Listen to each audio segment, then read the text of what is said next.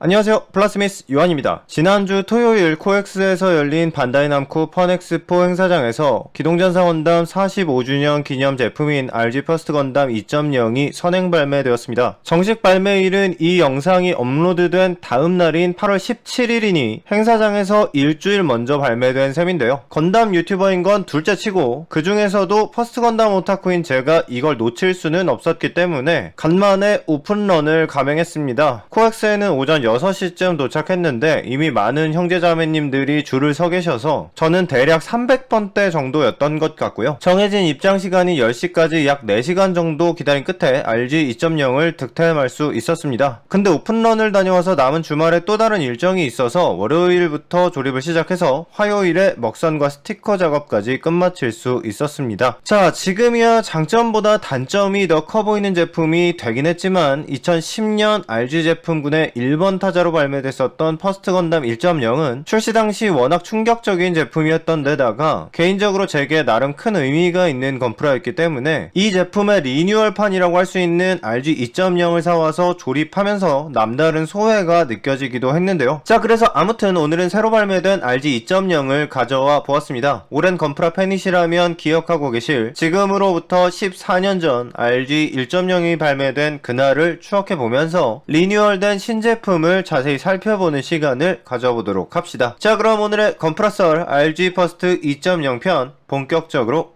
시작합니다.